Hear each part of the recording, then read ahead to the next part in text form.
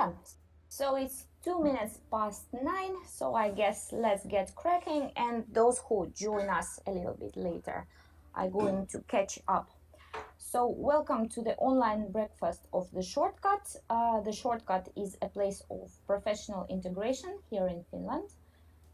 We are the go to place for entrepreneurship and employment topics, and we hold these breakfasts bi-weekly on either of these. So this week is entrepreneurship related, and we're very happy to welcome you to this last event before midsummer.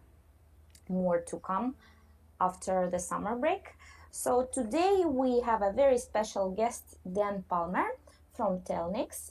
Please let's give a round of applause to Dan for joining us. Yes, and our topic today is idea validation, which I think might be one of the central topics in creating new business. We at the Shortcut are currently having an intake to our Be Your Own Boss program that starts in September. So for those who are considering to apply, this might be very useful today also. So let's get to it. Good morning, Dan, and welcome to our event. Thank you to find time to come as a speaker to us. And I guess I will start with the first question, which is basically, please introduce yourself and tell us about your experience and your current work at Telnix. Yeah. So thank you for having me. This is a topic that I love. Um, yeah, about myself. That's kind of the starting with the hardest question first. Um, Honestly, my career up to this point has been a bit of a weird and winding journey with a few missteps and a few pleasant surprises.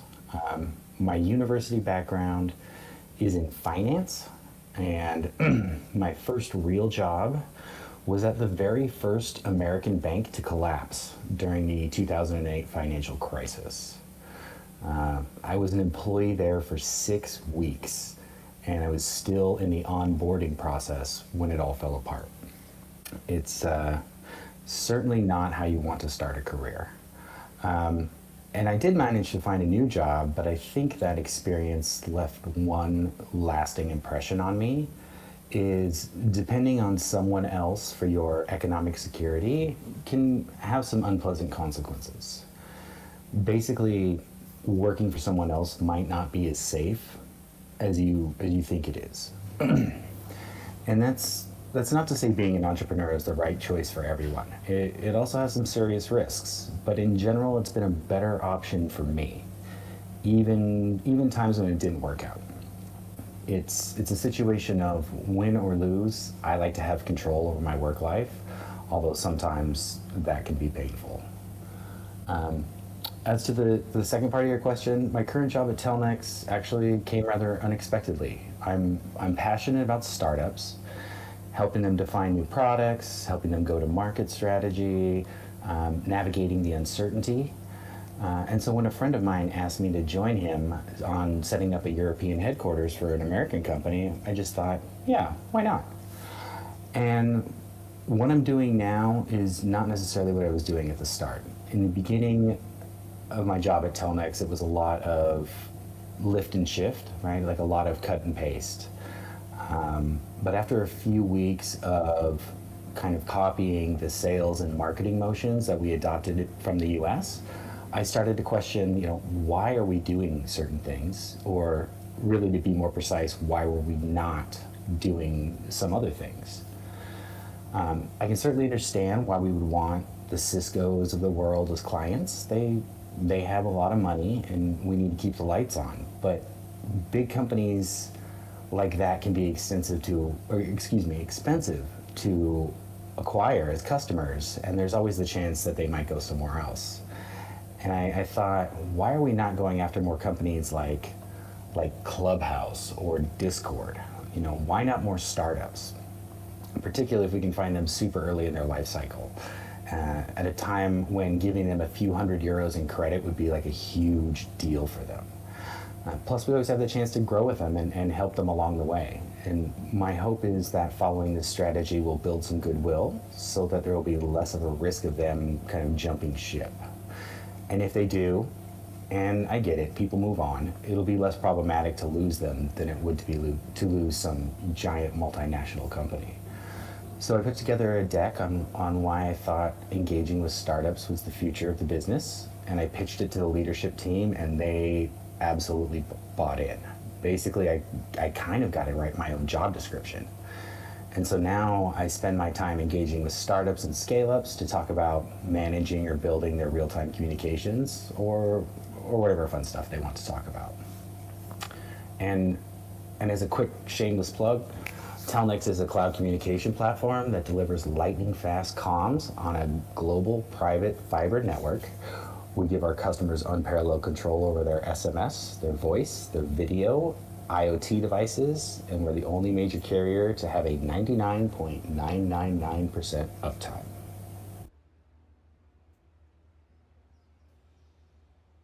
Thank you, Dan, for this beginning. Very interesting story about your career, very inspiring. Um, let's get to the topic of today's event and talk about idea validation. So, what it is, how does it look like, and what are the crucial steps of idea validation? Ooh, this is a good question. I think there are a lot of things that are required to validate your idea. And there are a lot of opinions on how to get started. Right? People have written volumes about being data-driven or iterating fast. But to me, a lot of that seems like someone else is handing you a playbook for something that worked for like one particular company, and then telling you to apply it to your situation. And it might work, it might not. I think the problem arises is if you don't have like a well-formed idea, or if the concept is a bit fuzzy, or if you're attempting something that no one has ever done before, like how are you going to gather that data? How are you going to kind of follow that playbook when it may not apply? So I just want to take a second and kind of expand on that previous point.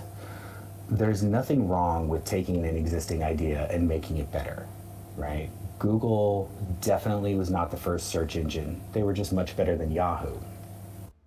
And I think in cases when you're improving upon an old idea, the validation can be more straightforward because there is existing data. There are existing resources available to kind of test your idea before you ever get started.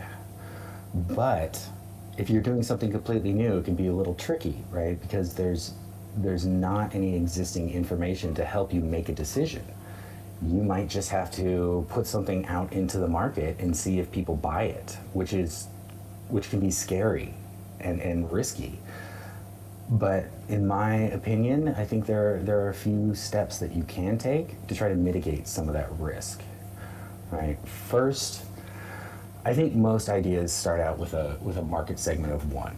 It's you, right? Which is great. When you're pitching an idea to yourself, the drawback is you might be filling in some gaps that other people will not.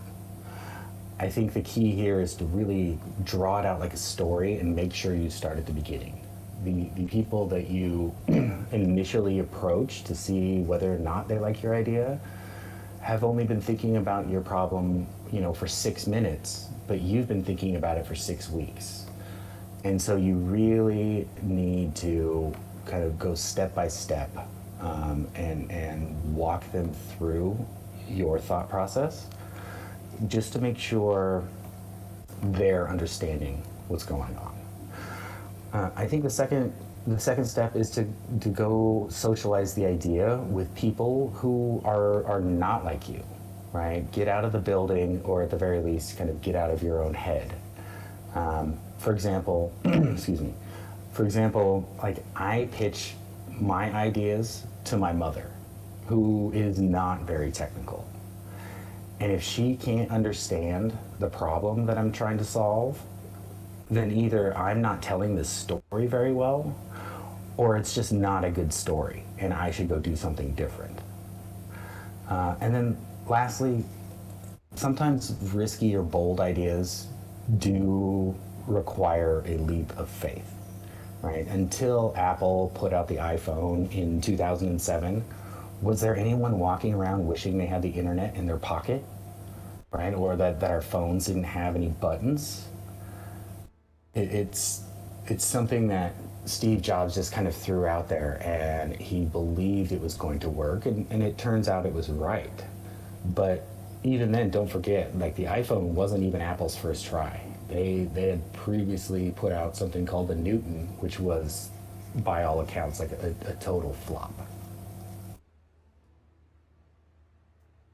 Right. I love the idea about socializing the idea, and I think in my case, if I ever going to pitch my ideas, I'm going to start with my 8-year-old son, and if I can explain it to him, then probably I can explain it to And everyone. yeah, and he will tell you the truth, and he won't try to be polite about it. Exactly. Yes. Different question. How about if a person feels like entrepreneurship is for them, but they don't have the idea yet? Like, for example, people coming to our program, some of them want to try, but they don't have the idea ready yet. Where do they find inspiration? Yeah, that's a good question, right? And I personally think there's probably two really good ways to start.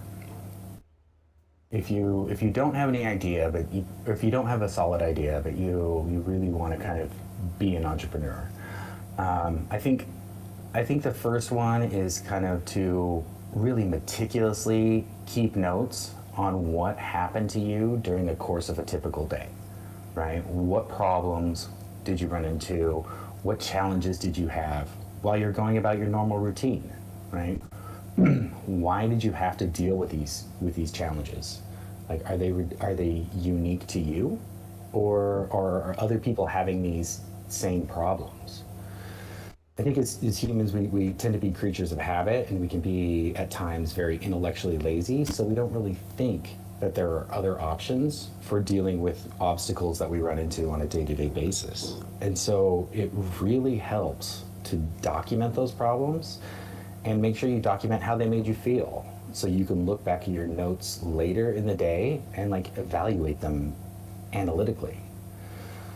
The other option, I think, and this is my personal favorite, is just to set aside some time to let your mind wander and to relax, right? If you are busy 100% of the time, you don't have the brain power to step outside of your current situation and wonder, if things could be different. And I think we see this a lot in practice, right? Like big companies like Google give people 1 day a week to work on their own projects, to do stuff that it's not Google related. And it's really just to give them time to think about stuff. Yes, I couldn't agree more. And for example, even here at the shortcut, we have 2 hours per week of personal development time when we learn something new. So I think it's great. And also, I love the idea of idea journaling.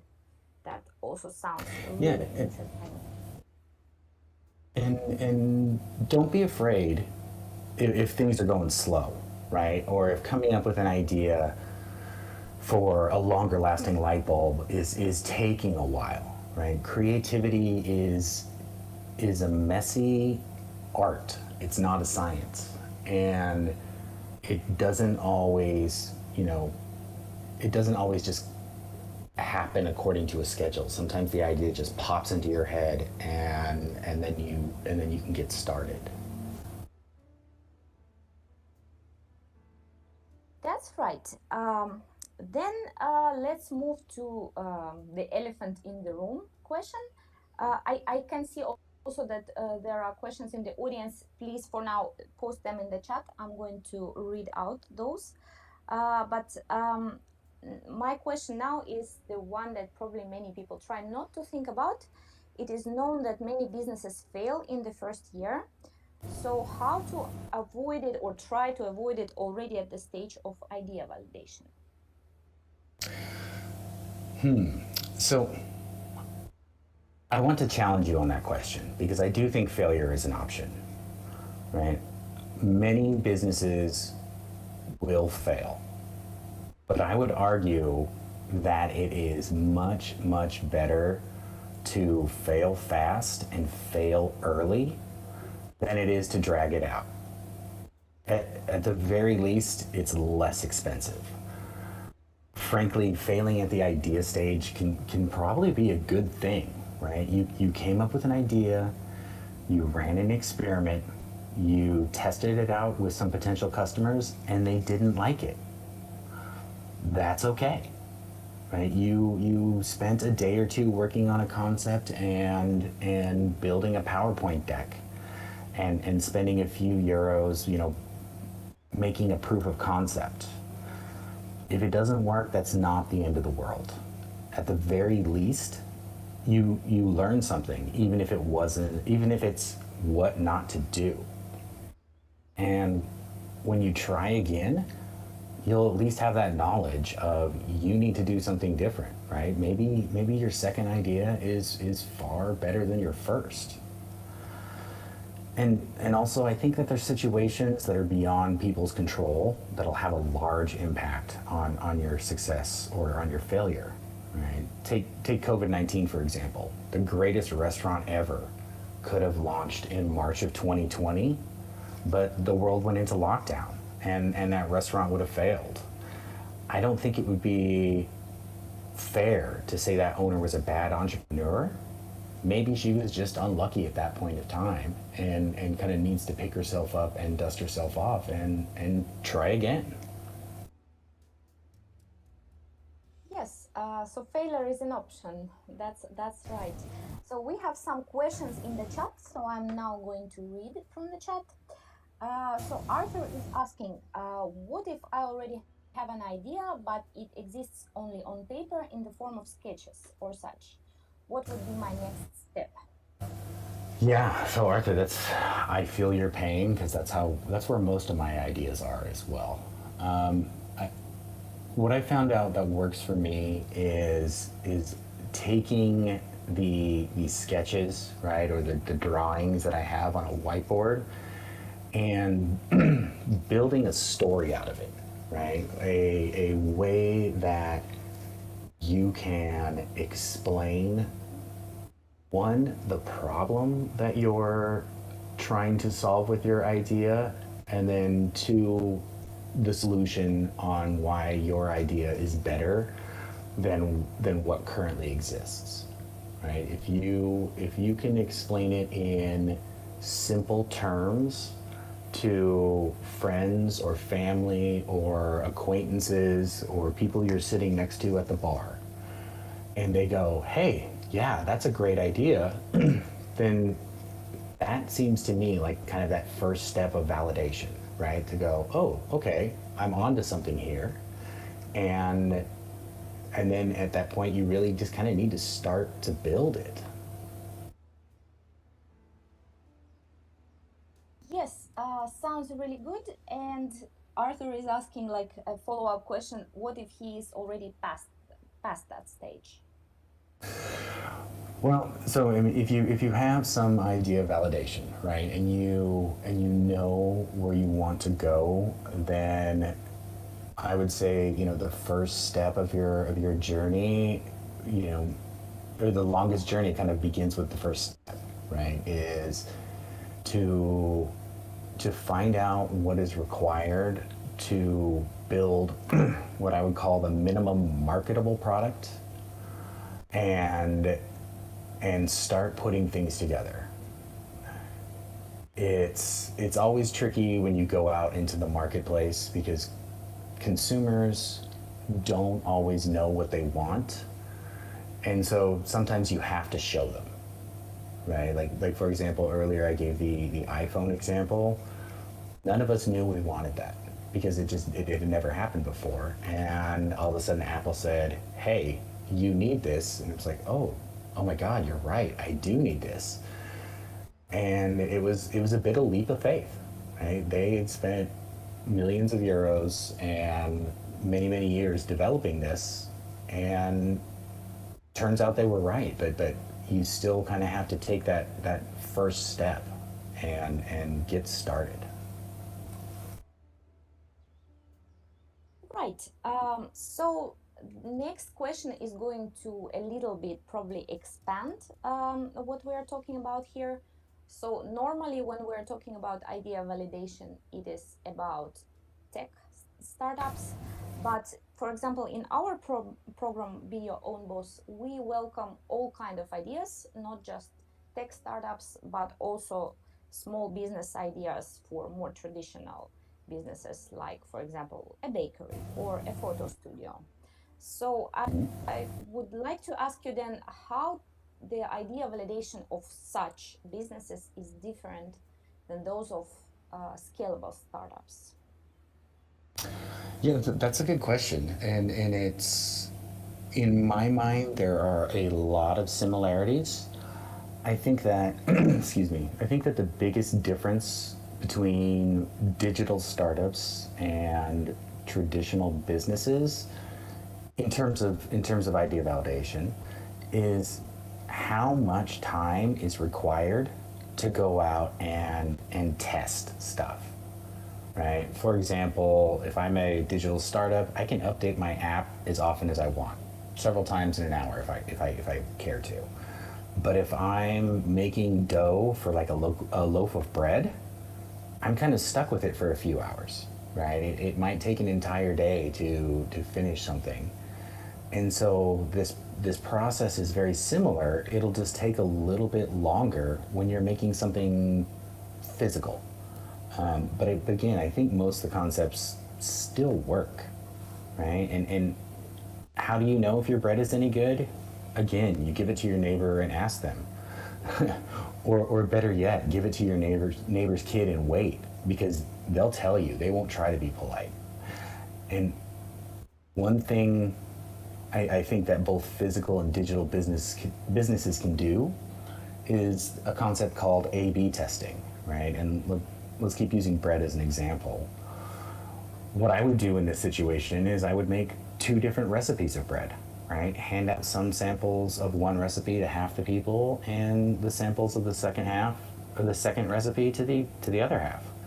And then at the end of the day, you can see which sold more, right? And if this were me in my bakery, I would repeat this process the next day, and the next, um, until I have the best bread in town. Right. So it's more similar than it seems at the end. Yeah, it's again, I think it's just a question of timing, right? If like you mentioned a photo studio, right? It's how developing photos takes some time, and so the process is the same, but it might stretch out over weeks as opposed to hours. That's right. So then, because you are head of ecosystem for startups, I want to ask you maybe a little bit for examples. So, for example, have you seen an idea that was one thing at the beginning, but then later has transformed into something totally different, or maybe not totally different, but has transformed? How do ideas evolve? Yeah, I think almost all of them evolve or transform, right? I don't think that very many startups get it perfectly right on the first try. And that's just part of the process, right? It's going through and not only treating this as a business, but treating it as a learning experience.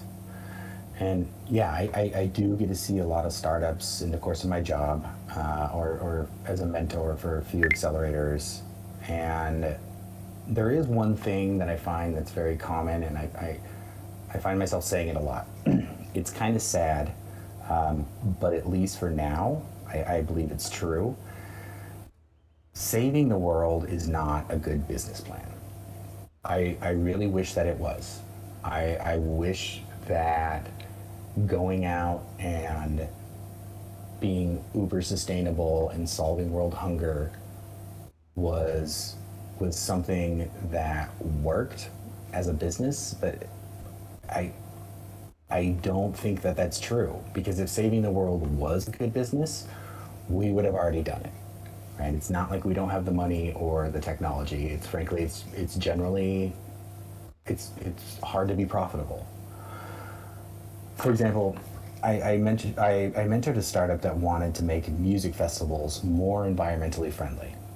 That's awesome, right? We have a lot of them here in the Netherlands, and they leave behind a big mess. But one thing I asked them is like, what is it you guys are selling, right? Are you, when you're talking to a festival promoter, are you, are they looking to buy sustainability, or or could this startup kind of help the promoter source biodegradable cups, or make sure there's enough recycling bins, or arrange for cleanup after the festival, and help them get the permits they need so that the municipality meets their sustainability goals? If in this case, right, the startup is selling time, they're selling convenience, maybe they're selling cost savings, which is what the promoter actually wants. And then as a side note, as a secondary benefit, they're doing that, saving the world, right? They're out there making the planet a better place, being more green, and it's more economically sustainable as well. Yes, I agree with you here that some of ideas are too general. I also, from my part, I am board member at Boost Turku Entrepreneurship Society here in Finland. So as accelerator, we see many ideas, and some of them are way too general, especially at the beginning.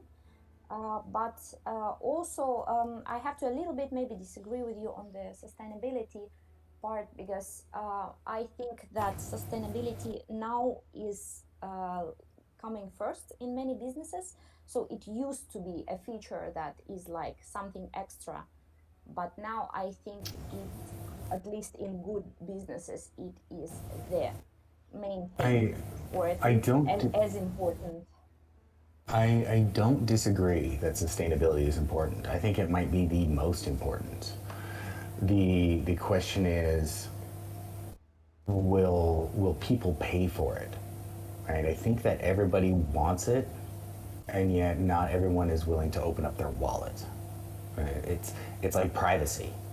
We all want more privacy on the internet, and yet very few people pay to guard it. That's true too. So finding that balance, I guess, between making business profitable and sustainable at the same time, the sweet spot, kind of. Right. So we are soon coming to the end of the session. If anyone has questions, they can raise their hand and I can invite you on stage, or also you can write your questions in the chat and I'm going to read them out. But my mainly, maybe like my final question would be, if you could give just one advice about business ideas, what would it be then? One advice about business ideas. Ooh, that's a good one. My my advice is, one, I think that it pays to be bold, right? To really kind of reach for for something new. At the very least, you'll be able to test out quite a few assumptions. And it's also the other reason I think that, being bold and with your idea is going in knowing that the entire thing, your idea is not going to 100% make it, right? You might have to scale back, and that's okay, right? Maybe you should ask for a little bit more than you need, because what you end up with might be really close to what you actually want.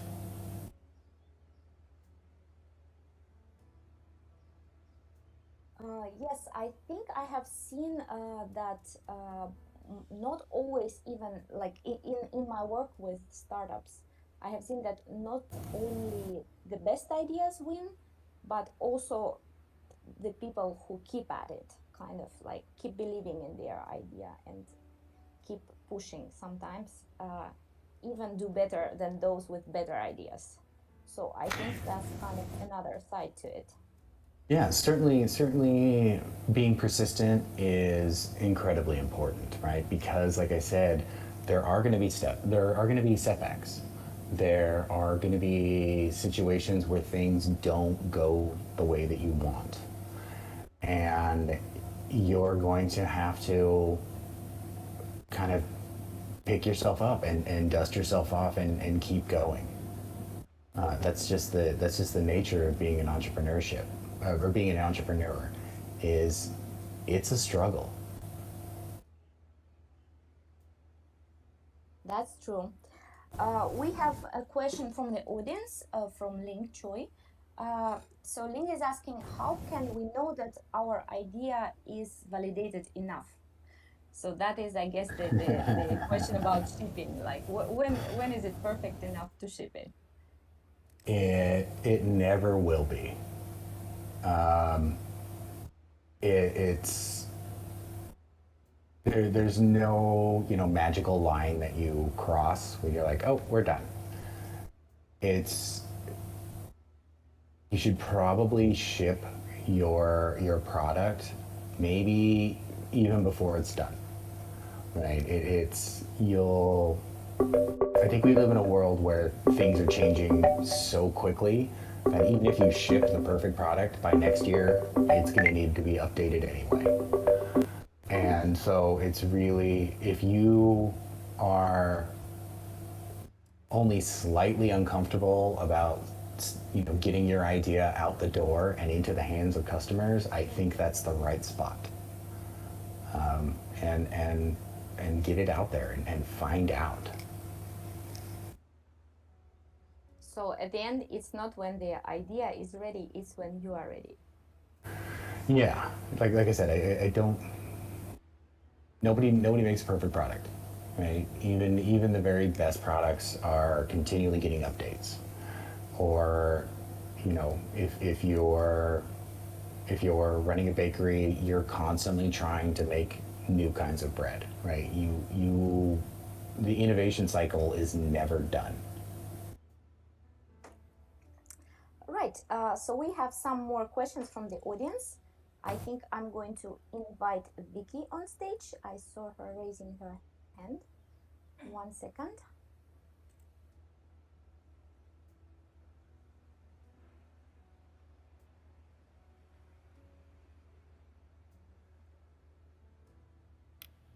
Hello. Oh, can you hear me? Hi. Yes. Hi.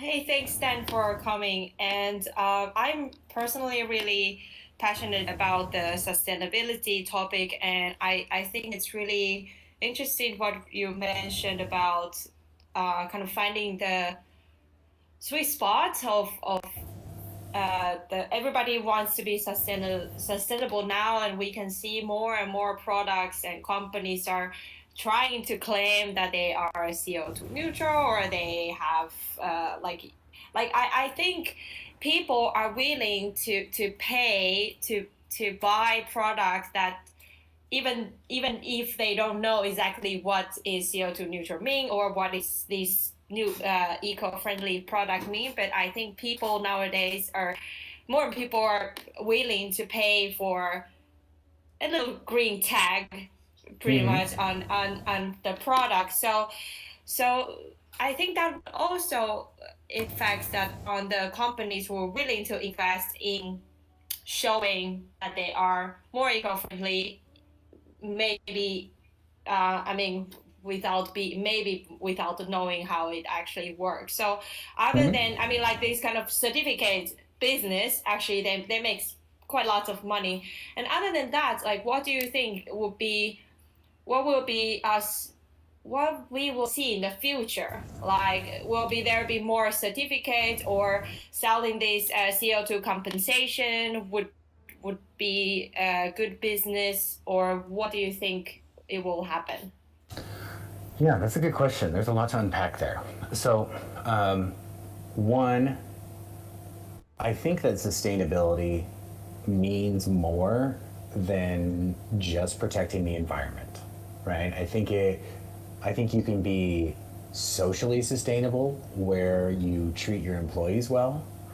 I also think you can be economically sustainable where, you want to make money, but not at all costs. So it's really it's really about taking. We all want to save the environment. That's true, but we also we want to be good to our communities, and we want to have a little bit of money so we can buy some nice things. I think that going forward, and this is weird to say as an American, I think going forward we're going to see a shift away from capitalism and this growth mindset where the only thing that matters is getting bigger, and we're going to start seeing companies that kind of adopt a circular economy where it is, yes, we're profitable, but at a reasonable amount. And instead of trying to be the next trillionaire, we're going to try to be better people. But it's going to be hard to get there, right? And it's going to be a struggle because some people are always going to want to have a Ferrari. But I think that as we go on and we start to see what you're describing, economists call externalities, right? The unintended consequences of production. And I think as a society, we're all starting to pay that.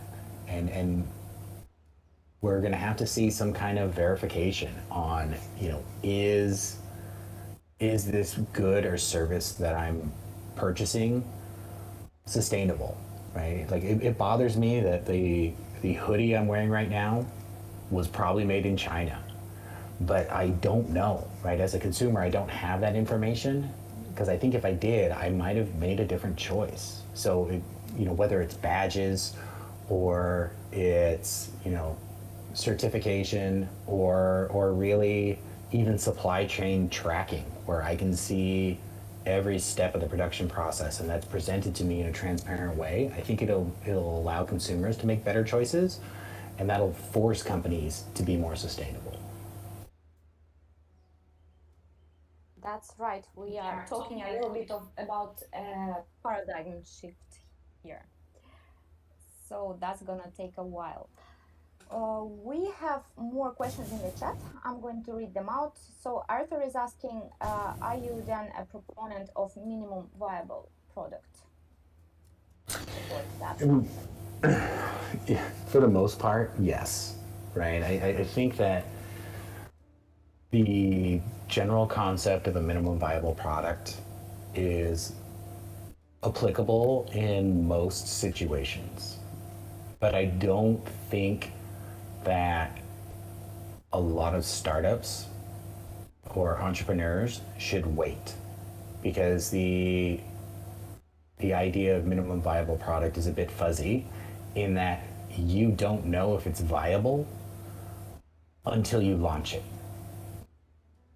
Right? So you're like, oh, I have to wait till I have a viable product. Well, how do you know? Right? It's you need to go out and share your idea or build a proof of concept and have people play around with it.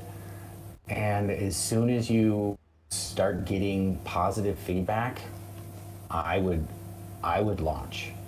Right? I think that consumers will tolerate they'll tolerate errors. If things aren't quite right, they're okay with that as long as you're continually getting better. I think that a lot of people realize, hey, this is a startup, and maybe they don't have all the features, or my photo studio doesn't do all the print sizes. that's okay. We're getting there. We're building that, but we wanted to present something to you now so you can get out there and use it. All right, so MVP is a little bit of a chicken and egg question then. Yes, very much so.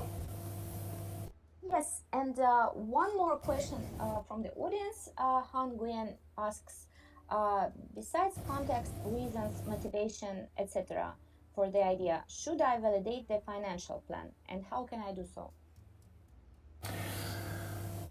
You know what?